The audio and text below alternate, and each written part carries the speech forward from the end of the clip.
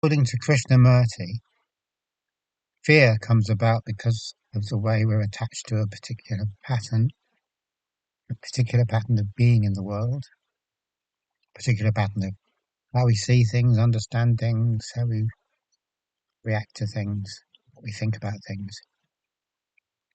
It's all, according to Krishnamurti, and according to anyone who takes the trouble to watch themselves, it's all a pattern that gets repeated. So if we do observe ourselves, we can see that most of it is a pattern that gets repeated. And we don't see anything wrong with this on the whole, because that pattern that gets repeated is us. That's our identity. That's me. So this whole kind of traveling circus, this whole collection of habits and beliefs and mental attitudes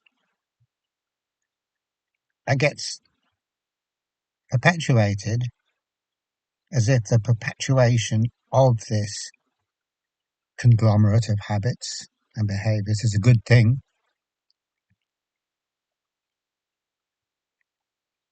is is me. That's what I'm perpetuating. I'm just slapping me on whatever it is that the habits happen to be. So there's a bundle of habits, habits of behaving, habits of thinking, habits of perceiving.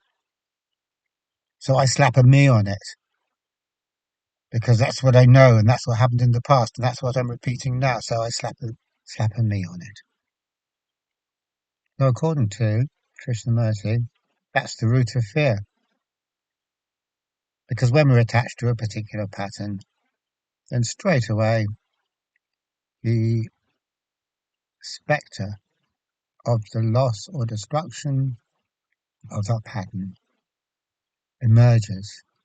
So as long as there is a pattern that I specially identified with, there is a reality of that pattern coming to an end, of that pattern being destroyed. Because that's the whole thing about a pattern. A pattern is a very specific sequence of connections, or a specific number of things that have to be carried out the same way. And because it's specific, that means there's lots more ways for it to go other than what I call the right way. So I'm always fighting, I'm always struggling, I'm always going to be in this situation of having to be a policeman and keep myself on track, keep my life on track, the way I think it should be. The problem with this is that the way I think it should be isn't the way it should be, really. That's just my resistance to change. Change means moving on from the pattern. So that gives us straight away a nice, handy way of looking at what genuine, honest to goodness psychological change or transformation is. Just when we leave pattern that we are attached to. It's not the development of the pattern or the optimization of the pattern or whatever the hell else. It is only this one thing, the departing from the pattern. Now, if we weren't attached to the pattern, we'd move on the process of life, moving on from one thing to another. We'd move on without it being a huge trauma or without it being a deal. But this state of not being attached to any pattern is super, super rare. It's the rarest thing that there is. So although we could be living that sort of life where we aren't holding on to every situation, we're not. We're attached. And our whole emphasis is on how to hold on effectively and optimize our situation as it is, rather than letting go of that and seeing what happens next. And letting go of the pattern and seeing what happens next. There's a charmingly innocent and straightforward kind of a thing. It is just, it's like, you could say, childishly innocent. There's no guile behind it. There's no calculation. There's no adult behind that trying to obtain some type of profit out of the whole thing.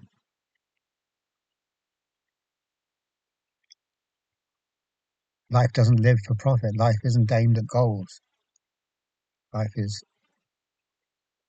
an unfolding. We could say, well, it's just things happening, not according to a goal, because it's kind of things happen, but it's not part of a master plan. It's more of an exploration of all the possibility space that is there. It's a playful exploration rather than a targeted, purposeful procedure or intervention. In other words, life is carefree, and it's not heavy, and it's not about controlling and all of this stuff. And most of us would probably agree with that because we know that's what life is supposed to be.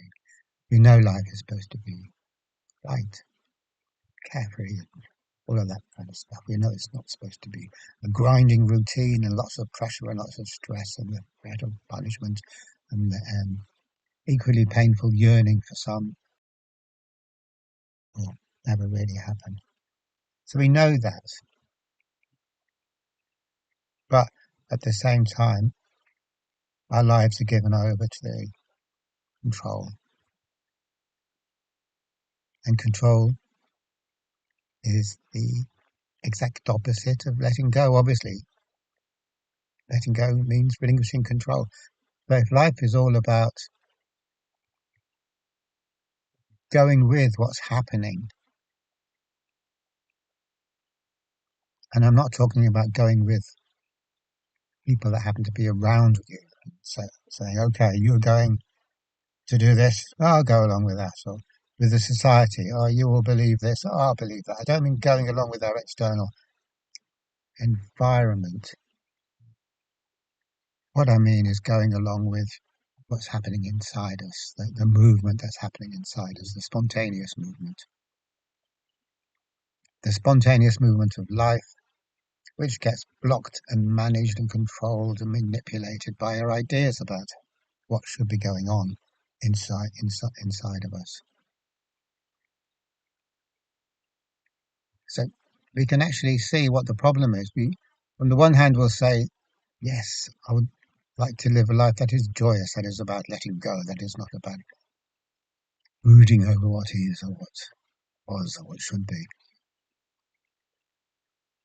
And yet at the same time, we're invested in control, terribly invested in control. If there's any trace of worry or anxiety, that means I'm invested in control.